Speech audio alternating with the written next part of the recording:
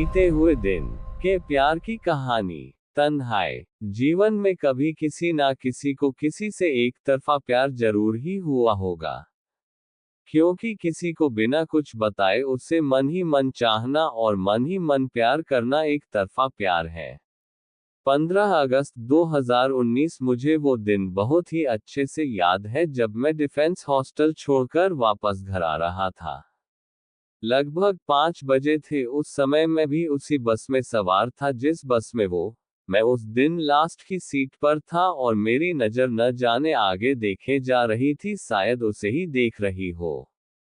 नज़रअंदाज भी किया, लेकिन रोज वही सीन, अब मैं भी रोज उसी बस में पलसाना आने लगा। लाइब्रेरी का तो बहाना था। काफी दिन ऐसे ही गुजर गए, कुछ नहीं बस आते, उसे देखते और शाम को घर चले जाते। अपनी बात को कहने का डिसाइड भी किया, लेकिन ये सोच के रुक जाया करते कि इसका अंजाम क्या होगा।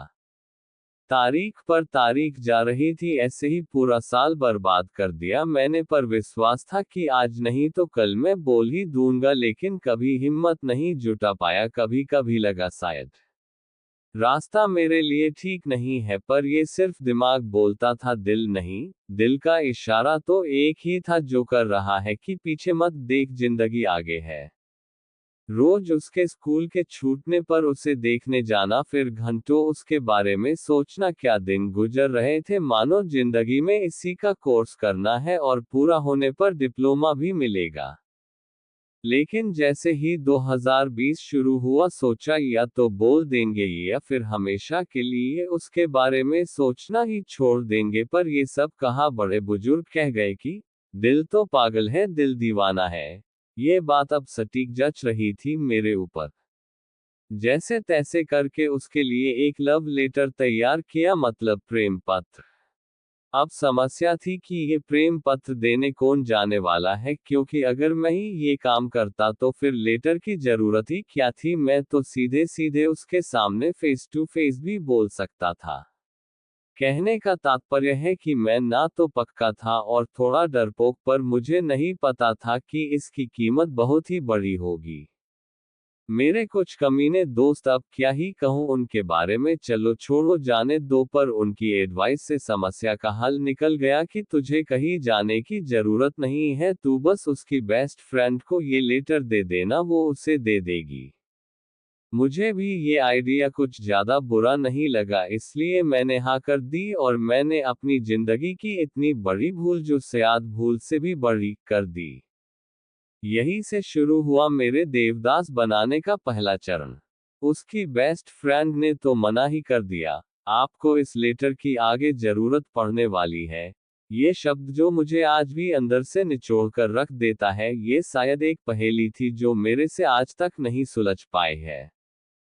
उसके बाद भी उसका कोई प्रति उत्तर नहीं आया, मैं इंतजार करता रहा, पर 20 मार्च 2020 को कोरोना के चलते पूरे भारत में लॉकडाउन लग गया। उसकी यादें बस आंखों में ही बची थी, उसकी शक्ल, सब भूलकर एक नई कहानी की शुरुआत में लगा था।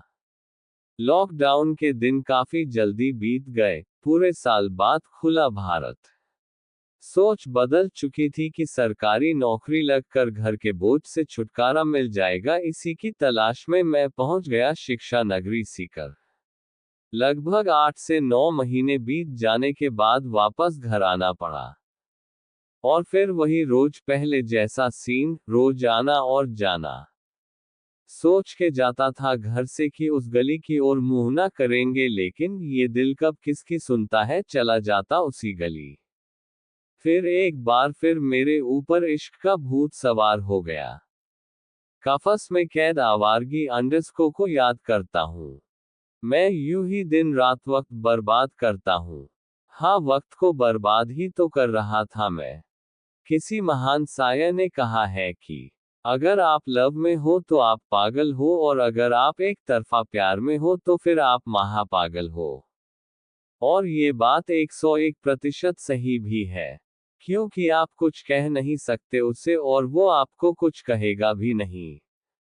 पर कुछ भी कहो, मेरे जीवन में क्या महत्व है और रहेगा, उनका ये बताना थोड़ा नहीं बहुत ज्यादा मुश्किल है। गलती किसकी निकली जाए ये भी समझ नहीं आया अभी तक, पर सच बोलूं तो मैंने तो अपनी गलती स्वीकार कर ली और छोड़ दिया है सब कुछ उसके भरोसे। अरे नहीं, भगवान के भरोसे, अब तो शायद ऐसे ही जीना पड़ेगा। पहले उनके दीदार तो हो जाते थे चाहे वो महीने से ही हो, पर अब तो उसकी भी आस नहीं रही। हाँ सही सोचा, मैं यहाँ उनके लिए आया था अपना सब कुछ छोड़कर, और अब वो वहाँ है जहाँ पहले मैं था। ये मेरी जिंदगी का वो अधूरा अध्याय है जो कभी किसी भी लेखक के द्वारा पूरा नहीं लिखा जाएगा। बिना मिले ही इश्क हुआ उससे, बिना मिले सब खत्म भी हो गया। उद्धरण, खत्म हो जाएगा ये उम्मीदों का सिलसिला भी, जैसे मैं खत्म हो रहा हूँ। आज नहीं तो कल ये जज्बात जो जी रहे हैं, खत्म हो जाएंगे। कोई कुछ मर्जी कहे मुझे, लेकिन अब वो उम्मीदों का सिलसिला खत्म हो रहा है, जैसे मैं खत्म हो रहा हूँ। कहानी यहीं पर समाप्त होती है। कहानी सुनने के लिए बहुत बहुत धन्यवाद। आप लोगों को कहानी अच्छा लगा हो तो अनमोल ज्ञान हिंदी कहानी इस चैनल को लाइक और सब्सक्राइब करें। आप लोगों को दिल से धन्यवाद।